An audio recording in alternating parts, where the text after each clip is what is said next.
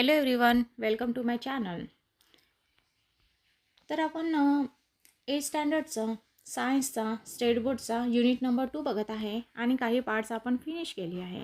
आणि आपण बघितलेलं आहे की आपण हा पोर्शन बघितलेला आहे. ह्याच्यामध्ये आपण पाहिलं की मच्छर जे आहे, मच्छरांची पैदास कशी होते आणि कोणता मॉस्किटो कोणत्या डिसीजसाठी रिस्पॉन्सिबल आहे. For example we have seen that आपण बघितलेलं आहे की एडिस इजिप्ती हा डेंग्यूसाठी रिस्पॉन्सिबल आहे. हे डायग्राम आपण पाहिलेले हे एडिस इजिप्ती आहे, हा डेंग्यूसाठी रिस्पॉन्सिबल आहे, हे आपण पाहिलं. देन फिमेल ॲनाफिलस मॉस्किटो जे मलेरियासाठी रिस्पॉन्सिबल आहे आणि क्युलेक्स हा हत्तीपायासाठी, that is we call it as a elephantiasis, याच्यासाठी रिस्पॉन्सिबल आहे. तुम्ही कमेंट्समध्ये मला 3 मॉस्किटोची नावं along with their disease, okay, तो कुठला डिसीज कॉज करता ते तुम्ही कमेंट्समध्ये नक्की लिहून पाठवा. नाव नेक्स्ट पॉईंट आहे आपला आजचा स्वाईन फ्लू. आज आपण बघणार आहे swine flu. Reason of infection. आता स्वाईन फ्लू काय आहे तर हे पीकपासनं आलेला ह्युमनकडे आलेला रोग आहे आणि हा पहिला जो पेशंट आहे स्वाईन फ्लूचा हा मेक्सिको सिटीमध्ये आढळला होता आणि त्या पेशंटच्या कॉन्टॅक्टमध्ये जे काही ह्युमन्स आहे मग त्यांना तो स्प्रेड होत डिसीज अशा पद्धतीने हा स्प्रेड झालेला आहे ना. मग आता पाहायचं आहे काय रिझन आहे मग याला, कशा पद्धतीने हा डिसीज इन्फेक्शियस आहे. तर बघा, infection for swine flu occurs through pigs and the humans. आता हा इनिशियली जो कुठला सपोज हा ह्युमन होता, याने पिगला खाल्लं, याचं जे मांस आहे पिगचं मांस खाल्लं आणि पिगच्या मांसमध्ये पिगचं मांस ऑलरेडी इन्फेक्टेड होतं आणि याने ते खाल्लं. मग काय झालं, याच्या बॉडीमध्ये स्वाईन फ्लूचे जंतू तयार व्हायला लागले आणि हा बनला फर्स्ट पेशंट. हा आहे फर्स्ट पेशंट, क्लिअर. पण याच्या कॉन्टॅक्टमध्ये जे कुठले आले तर त्यांना हा डिसीजचे सिम्पटम दिसायला लागले. तर बघा, infection for the swine flu occurs through pigs and the human. Now, viruses or swine flu are spread through secretion of nose, throat and saliva. आता हा जो स्वाईन फ्लूचा व्हायरस आहे that is a H1N1. H1N1 हा virus आहे swine फ्लूचा. तर हे कशा पद्धतीने स्प्रेड झालं तर हा जो कुठला पेशंट आहे स्वाईन फ्लूचा, जो फर्स्ट पेशंट पण याच्या जे काही सिक्रेशन आहे याच्या knows through, throat, saliva through एका स्प्रेड होत गेले, मग एकाकडून दुसऱ्याला अशा पद्धतीने किंवा याच्या कॉन्टॅक्टमध्ये जे काही आलेत त्यांना हा डिसीज स्प्रेड झाला, क्लिअर. मग बघा सिम्पटम्स काय दिसते मग, ब्रीदिंग डिफिकल्टी इन ब्रीदिंग, श्वास घ्यायला त्रास होणं, difficulty in breathing. Then sore throat and body pain. आता घसा कोरडा होणं आणि बॉडी पेन होणं, बॉडी पेन. तर हे 2 महत्त्वाचे सिम्पटम्स आपल्याला बघायला मिळते स्वाईन फ्लूमध्ये. कसा होतो हा, कुठून आलेला आहे, पहिल्या कशा पद्धतीने आलेला आहे हा, पीकपासनं. म्हणजे पहिला जो पेशंट तयार झाला स्वाईन फ्लूचा तर त्याने काय खाल्लेलं होतं, पीक खाल्लेला होता आणि तो इन्फेक्टेड होता ना. त्याच्यानंतर काय मग आता पहा, आणि ह्युमन टू ह्युमन कसं स्प्रेड झाला मग, नोज, थ्रॉट, सलायवा, जे काही सिक्रेशन आहे ते सिक्रेशन रिस्पॉन्सिबल ठरलं की स्प्रेड होण्याकरिता, इजंट इट ना. आता हे जे थ्रोट आहे ना हे खूप इम्पॉर्टंट आहे, कारण हे थ्रोटमधलं जे सिक्रेशन आहे त्याला बाहेर काढलं जातं, ओके. त्याला घेतल्या जातं ॲज अ सॅम्पल म्हणून आणि डिटेक्ट केलं जातं की स्वाईन फ्लू आहे की नाही. तर ना एक मिनिट. देन कसं डायग्नोसिस करतात हेच मी तुम्हाला सांगत होते, इथं दिलेलं आहे diagnosis of swine flu.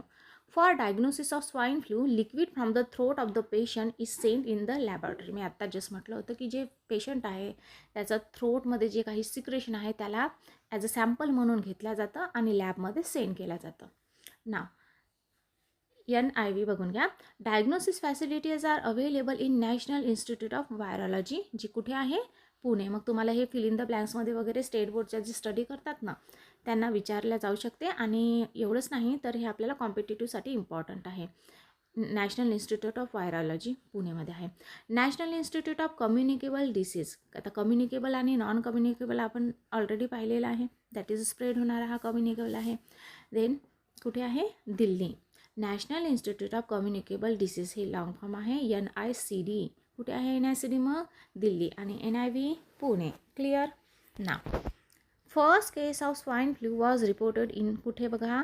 Mexico. Me just सांगितलं तर तुम्हाला मेक्सिकोमध्ये 2009मध्ये, लक्षात ठेवायचं 2009मध्ये हा पहिला पेशंट स्वाईन फ्लूचा आपल्याला मेक्सिको सिटीमध्ये आढळला होता. Swine flu is cause by the virus H1N1. Okay, influenza A, that is H1N1. Person who come in contact with the pig can contact this disease. Okay, जो पर्सन पिकच्या कॉन्टॅक्टमध्ये आला आणि अशा पद्धतीने तो एका पर्सन टू ह्युमन स्प्रेड झाला. Clear? Now that all about the swine flu. त्याच्यात आपण सिम्पटम्स पाहिले, कसा इन्फेक्शन कॉज करतो, कसं पद्धतीने हा इन्फेक्शियस डिसीजमध्ये गेलेला आहे ते पाहिलं. नाव त्याचं डायग्नोसिस काय आहे ते देखील पाहिलं आहे. आणि कोणतं सॅम्पल घेतल्या जाते पेशंटचं for the detection of the swine flu. We have seen this. नाव नेक्स्ट पॉईंट आहे आपला एड्स. कुठला आहे? एड्स. अतिशय महत्त्वाचा डिसीज आहे हा, समजून घ्या. असं का म्हटलं ते पण आहे का? हा डायरेक्ट इम्युन सिस्टीमवर अटॅक करणार आहे. करण्याचं नाव बघा, ॲक्वायर्ड इम्युनो डिफिशियन्सी सिंड्रोम. आता सिंड्रोम आणि डिसीजमध्ये खूप चेंज आहे. Syndrome is the chain of disease. Syndrome is the chain of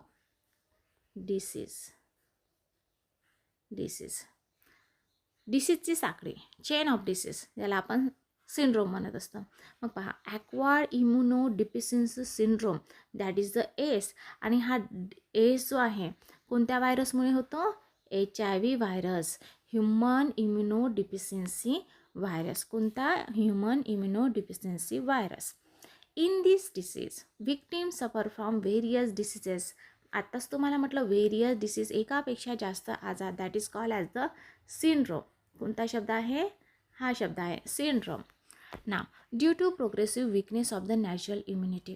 आता बघा, मी तुम्हाला म्हटलं हा थोडा वेगळा आहे कारण हा इम्युन सिस्टीमवरच अटॅक करतो. मला सांगा, आपली इम्युन सिस्टीमच आहे ना जे आपल्याला साथ देते. ओके, बॅक्टेरियल किंवा अदर इन्फेक्शनपासून आपल्याला वाचवण्याचं काम आपलं इम्युन सिस्टीम करत असते, आपली रोगप्रतिकारशक्ती. राईट? मग असं जर नसतं, मग आता समजा आपली रोगप्रतिकारशक्तीने वर्क केलं नाही तर काय होणार आहे? डिसीज होणार आहे. राईट? रोज आपल्याला आजाराला बळी जावं लागेल कुठल्या ना कुठल्या. क्लिअर? तर असंच होणार आहे पेशंटमध्ये. त्यामुळेच इथे म्हटलं आहे chain of a disease, that is a various diseases. का बरं? कारण त्याची इम्युन सिस्टीम झाली आहे आता वीक, ते काम करणार नाही आहे. क्लिअर झालं का एड्सबद्दल? नाव कसं डायग्नोसिस करतात मग? Diagnosis of the AIDS cannot be confirm without test in the medical laboratory. जोपर्यंत आपण टेस्ट करणार नाही तोपर्यंत कन्फर्म होणार नाही. Virus, that is a HIV virus. आता याची टेस्ट जी आहे एलायझा आहे, इन्झाईम लिंक इम्युनोसॉर्बंट असे. ओके, इन्झाईम लिंक इम्युनोसॉर्बंट असे, that is a long form of the ELISA. आणि हे जे सिम्पटम्स आहे हे पर्सन्स स्पेसिफिक असणार आहे. देन ऑलवेज रिमेंबरमध्ये काही गोष्टी दिलेल्या आहे. Now listen. AIDS does not occur due to touching. बघा, हे खूप अतिशय महत्त्वाचं आहे कारण आपल्याला असं वाटतं एड्स आहे, बॉडी वीक आहे पेशंटची, मग त्याच्याजवळ बसल्याने त्याच्यासोबत बोलल्याने एड्स आपल्याला पण अशा पद्धतीने स्प्रेड होतं असं वाटते आपल्याला, बट असं नाही आहे. मग काय आहे एक्झॅक्टली? तर बघा, AIDS does not occur due to touching to and sharing the food with the infected person. Okay, ज्या पर्सनला एड्स झालेला आहे त्याच्यासोबत आपण फूड शेअर केल्याने एड्स वगैरे होत नाही किंवा त्याला टच केल्याने आपल्याला एड्स होणार का? तर अजिबात नाही. मग बघा, our behaviour with HIV infected person must be normal. त्यामुळे काय होणार आहे? आपलं जे बिहेवियर आहे HIV इन्फेक्टेड पर्सनसोबत हे नॉर्मल असलं पाहिजे कारण हा स्प्रेड होत नाही त्या पद्धतीने. क्लिअर? देन HIV वॉज, मग हा स्प्रेड कसं होतं ते सुद्धा आपल्याला बघायचं आहे. HIV was first reported in the first, जो पेशंट आहे आफ्रिकामध्ये बघायला मिळाला आपल्याला. ओके, आणि कुठनं आला होता मग स्पेसिस? मंकीपासून. आणि आता जस्ट आपण स्वाईन फ्लू बघितलं होतं, त्याच्याबद्दल सांगा. स्वाईन फ्लू हा कशा पद्धतीने ह्युमनला झाला आणि कुठला ॲनिमल रिस्पॉन्सिबल होता ते देखील सांगा तुम्ही. आणि कोणत्या कंट्रीमध्ये पहिला पेशंट आढळला ते तुम्ही कमेंट्समध्ये लिहून पाठवा मला. According to the National AIDS Control Programme and UNAIDS, UNAIDS, 80 to 85% of the AIDS infection is in India occur through unsafe sexual contact. Okay, आपल्या इंडियामध्ये 80 ते 85% जो एड्स आहे, आजार आहे, हा अनसेफ सेक्शुअल कॉन्टॅक्टमुळे होत असतं. क्लिअर? ही माहिती असू द्या तुम्हाला. Now, infections through animal. Our new point is infection through animal. आपल्याला माहिती आहे ॲनिमल इन्फेक्शन कॉज करते. इट मीन्स त्यात व्हेक्टरमध्ये आपण मॉस्किटो आपण बघितलं होतं. ओके, पण आपल्याला माहिती आहे ना कुत्रा चावल्याने रेबीज होतो, तर आपल्याला तेच आजार पाहायचा आहे. रेबीज, ॲनिमल चावल्याने रेबीज होतं आपल्याला माहिती आहे. कॅट, डॉग, त्याच्याबद्दल आपल्याला स्टडी करायचं ना. Which measures are taken at your home to control the rat. रॅटला कंट्रोल, आपल्या घरी रॅट असतं, धान्य असतं, त्यामुळे रॅट असतं. ते रॅटला कंट्रोल करायसाठी आपण काय करतो, तर आपण पिंजरा आणतो किंवा काही फूड ठेवतो त्यांच्यासाठी. Then why it is necessary to care about health of domestic dog, cat and bird. Okay, जे काही डोमेस्टिक कॅट आहे, आपल्या घरी डॉग वगैरे ठेवतो, कॅट ठेवतो, बर्ड ठेवतो, यांना जे आहे आपल्याला त्यांची हेल्थ, यांच्यासुद्धा हेल्थची आपण काळजी घेतली पाहिजे. कारण आपल्या घरी जर डॉग असेल किंवा कॅट असेल तर आपल्याला माहीत आहे आपण त्याच्या कॉन्टॅक्टमध्ये येतो, कारण आपल्या घरात राहते ते, आपण लाड करायला जवळ घेतो ॲनिमलला. त्यामुळे या जर ॲनिमलला आपण बाहेर सोडून दिलं तर आणि हे दुसऱ्या ॲनिमलच्या कॉन्टॅक्टमध्ये आले तर यांना इन्फेक्शन होणार आहे आणि आपण त्यांना जवळ घेतलं तर आपल्याला पण इन्फेक्शन होणार आहे. त्यामुळे आपली जशी तब्येत बिघडते तर कधी त्यांचीही तब्येत बिघडते. म्हणून त्यांना डॉक्टरकडे दाखवणं, त्यांचे नेल्स कट करणं, डेली आंघोळ करून देणं, हे सगळं गरजेचं आहे. Is there any relationship between stay animal and human health. काही रिलेशनशिप आहे का पिजन, कबूतर, ओके, स्टे ॲनिमल आणि ह्युमन हेल्थचं? तर ऑफकोर्स आहे. ओके, आहे. What are the effect of rat, cockroaches on human health? Okay, what are the effects of rat, cockroaches on the human health? काय इफेक्ट आहे? तर आत्ताच हा रॅटवाला क्वेश्चन आलेला आहे. याच्यात आपण पाहिलेलं आहे कशा पद्धतीने कंट्रोल करायचा आहे. कंट्रोल करायचा आहे म्हणजे काहीतरी ह्युमनच्याही हेल्थवर परिणाम होणार आहे की नाही. ओके, तर याचं ॲन्सर तुम्ही मला सांगायचं. नाव, rabies.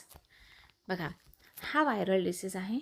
Okay, it occurs due to the bite of the infected dog. Okay, infected dog आहे, रॅबिट आहे, मंकी, कॅट यांनी जर चावलं तर काय होणार आहे? रेबीज. आणि हा अत्यंत घातक आहे बरं हा डिसीज. आपल्याला बघायचा आहे याची कंडिशन काय आहे. हायड्रोफोबिया महत्त्वाचं सिम्टम्स हे आहे. याच्यामध्ये काय होते, पेशंटला पाण्याची भीती वाटते. हायड्रो म्हणजे वॉटर, फोबिया म्हणजे भीती, पेशंटला पाण्याची भीती वाटणार. Viruses enter the brain with neuron. बघा, हा जो व्हायरस आहे रेबीजचा, infected dog, cat, monkey, okay, यांनी जर चावला आणि ते जे व्हायरसेस आहे, हा रेबीज व्हायरस हे काय होणार आहे, पेशंटच्या ब्रेनमध्ये जाणार आहे. वाया कसं जाणार आहे? न्यूरॉन. आणि neuron is the longest cell आपल्या बॉडीची, तर न्यूरॉन थ्रू ब्रेनमध्ये जाणार आहे. Hydrophobia is the most important symptom of the disease. In case of the victim shows extreme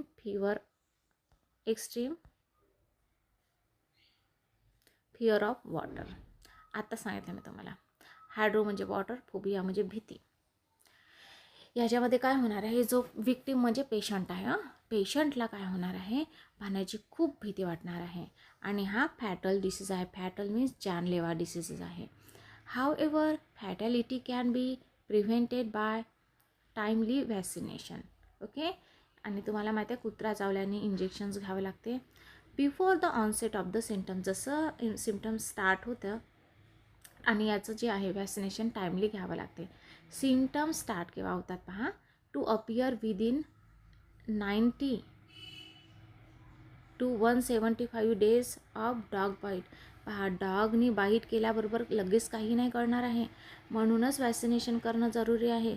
जोपर्यंत सिम्टम स्टार्ट होत नाही त्याच्यापूर्वी आपल्याला वॅक्सिनेशन घेणं जरुरी आहे. कारण याचं सिम्टम्स केव्हा आपल्याला कळणार आहे, 90 ते 175 दिवसाच्या याच्यामध्ये आपल्याला कळणार आहे.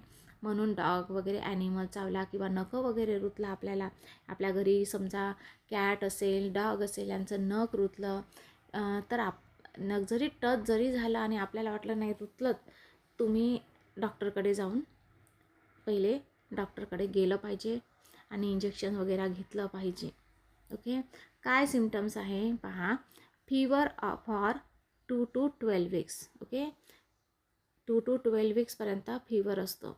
देन एक्झॅगरेशन इन द बिहेवियरमध्ये थोडं चेंजेस येणं आणि भीती वाटणं, दॅट इज द पाण्याची हायड्रोफोबिया. तर अशा पद्धतीने आपण बघितलेलं आहे इन्फेक्शियस डिसीज. नेक्स्ट याच्यामध्ये आपण नॉन इन्फेक्शियस डिसीज वगैरे बघूया. हार्ट अटॅक आहे, कॅन्सर आहे, हे नॉन इन्फेक्शियस आहे. यांच्याबद्दल आपण इन्फॉर्मेशन नेक्स्ट व्हिडिओमध्ये बघूया. ओके, चला तर मग बाय बाय.